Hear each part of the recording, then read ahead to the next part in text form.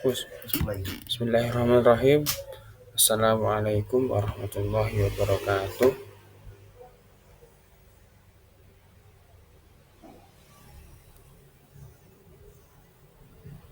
Baik, di sini saya perkenalkan, nama saya Fitkal bin Aulia dari kelas PAIG dengan nomor NIM atau nomor induk mahasiswa 201240230 akan menjelaskan tentang standar kualifikasi dan kompetensi guru yang merupakan pilar mutu pendidikan nasional.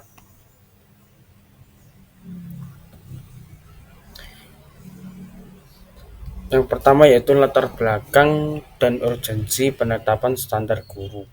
Pendidikan merupakan hak fundamental bagi setiap individu dan menjadi fondasi krusial bagi kemajuan suatu bangsa. Di Indonesia sendiri, upaya untuk mencapai pendidikan yang bermutu terus digalakkan. Dalam konteks ini, guru memegang peran sentral sebagai agen perubahan yang secara langsung memengaruhi kualitas, proses, dan hasil pembelajaran. Namun kenyataannya menunjukkan bahwa masih terdapat tantangan signifikan terkait rendahnya kualitas guru di berbagai jenjang pendidikan mulai tingkat dasar hingga menengah. Selanjutnya yaitu tujuan dan manfaat penetapan standar profesionalisme guru. Yang pertama yaitu menentukan kriteria profesionalisme. Yang kedua mendorong peningkatan kualitas dalam pembelajaran. Dan yang ketiga mewujudkan pendidikan nasional yang bermutu. Baik, selanjutnya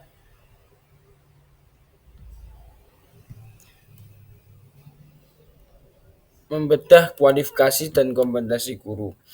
Untuk memahami standar profesionalisme guru, penting untuk membedakan antara kualifikasi dan kompetensi.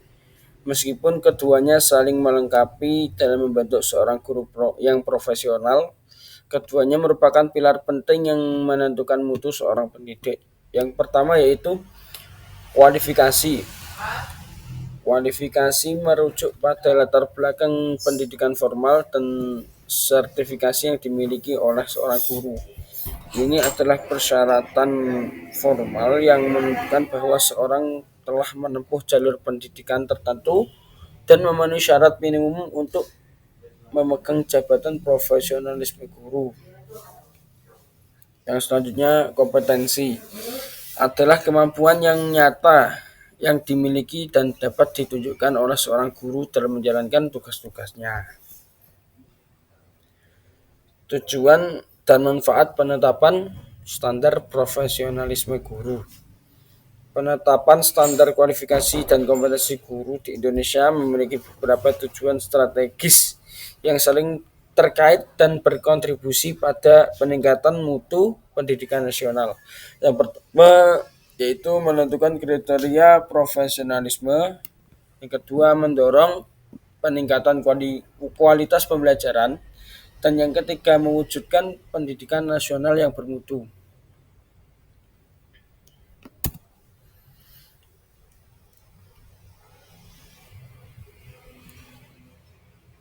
4.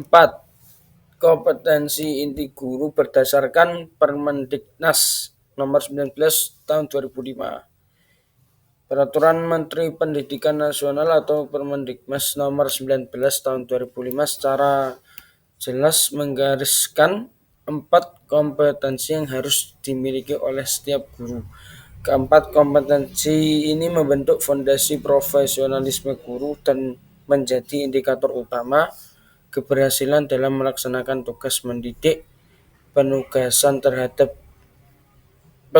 terhadap keempat kompetensi ini sangat penting untuk memastikan kualitas pembelajaran yang optimal, membentuk karakter siswa yang holistik. Yang pertama yaitu pedagogik, kemampuan guru dalam pengelolaan pembelajaran peserta didik. Yang kedua profesional, kemampuan penguasaan materi pelajaran secara luas dan mendalam. Ini mencakup penguasaan konsep, struktur, dan metode keilmuan yang menaungi materi ajar serta penguasaan standar kompetensi dasar mata pelajaran. Yang ketiga, kepribadian. Kemampuan personal yang mencerminkan kepribadian yang mantap, stabil, dewasa, arif, berwibawa, berakhlak mulia, dan dapat menjadi teladan bagi peserta didik dan masyarakat. Yang keempat yaitu sosial. Kemampuan guru untuk berkomunikasi dan berinteraksi secara efektif dengan peserta didik, sesama pendidik, tenaga kependidikan, orang tua wali atau wali siswa, dan masyarakat sekitar. Yang selanjutnya yaitu kompetensi esensial tenaga kependidikan menurut Permendikmas Permendiknas tahun nomor 24 tahun 2008. Selain guru, tenaga kependidikan juga memegang vital dalam ekosistem pendidikan. Permendiknas nomor 24 tahun 2008 mengatur kompetensi yang harus dimiliki oleh tenaga kependidikan untuk memastikan efektivitas operasional dan dukungan terhadap proses pembelajaran.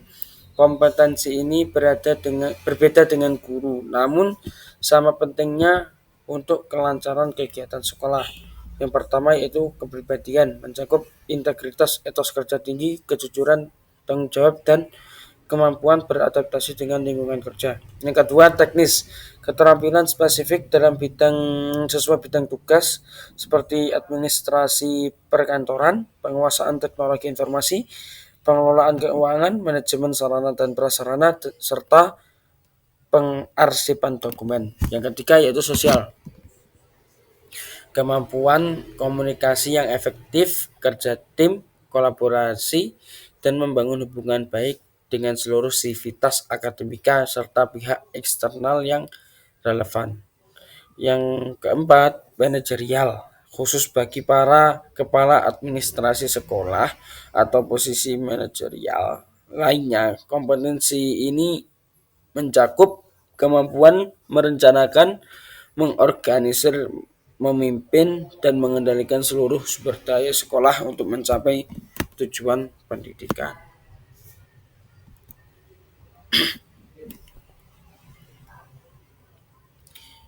Yang selanjutnya, standar kualifikasi formal bagi guru. Kualifikasi formal merupakan persyaratan dasar yang harus dipenuhi oleh individu yang ingin berkarir sebagai guru profesional di Indonesia. Yang pertama yaitu minimal D4 atau S1.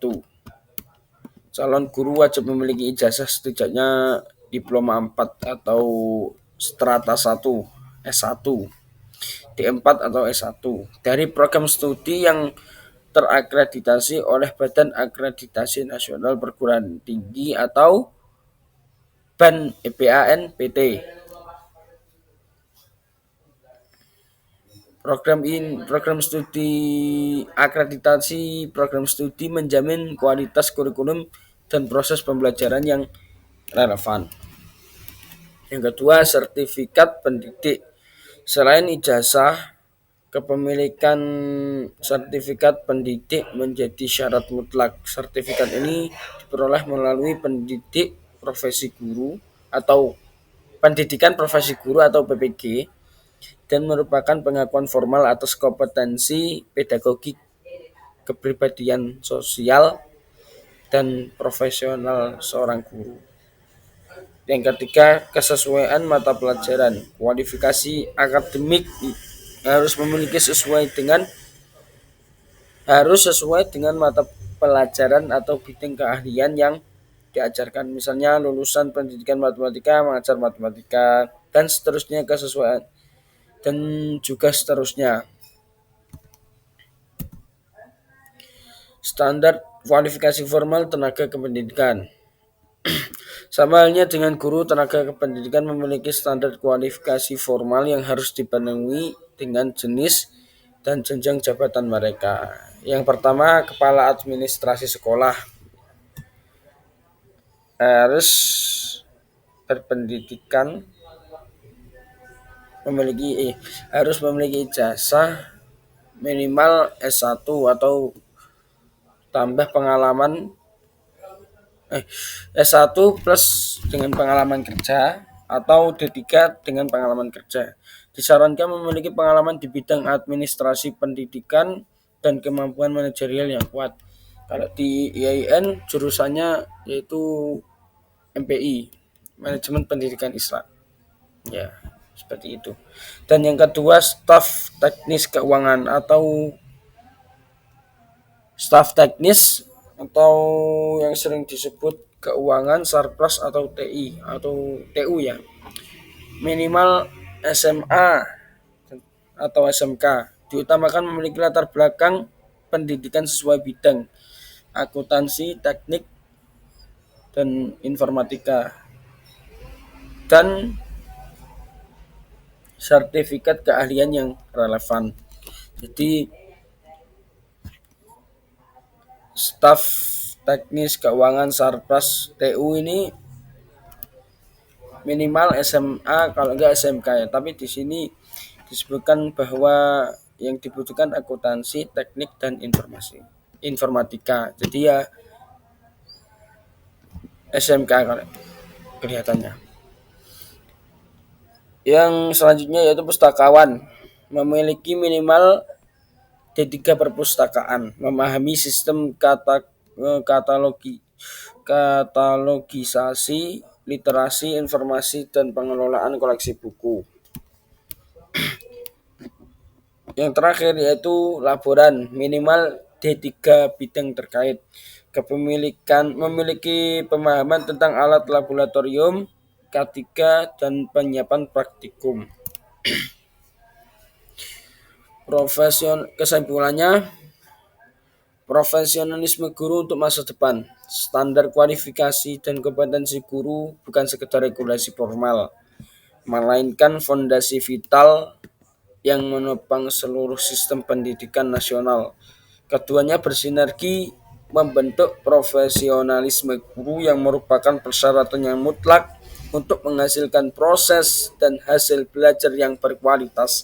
Peningkatan mutu pendidikan secara berkelanjutan sangat bergantung pada komitmen untuk memenuhi dan mengembangkan standar-standar ini. Yang pertama, standar krusial. Penetapan standar krusial dan kompetensi sangat krusial untuk memastikan bahwa guru di Indonesia memiliki kapasitas yang memadai dalam mendidik generasi bangsa. Yang kedua yaitu dukungan pendidikan unggul. Dengan adanya guru yang berkualitas, pendidikan nasional dapat terus berkembang, berinovasi, dan mampu bersaing di kancah global, menghasilkan lulusan-lulusan yang adaptif dan berdaya saing. Masa depan yang ketiga yaitu masa depan bangsa. Pada akhirnya guru berkualitas akan membentuk murid berkualitas. Guru yang berkualitas akan membentuk murid yang berkualitas, yang pada gilirannya akan menjadi penentu masa depan bangsa yang cerah, maju, dan sejahtera. Mungkin cukup itu saja yang saya sampaikan. Kurang lebihnya mohon maaf. Wassalamualaikum warahmatullahi wabarakatuh.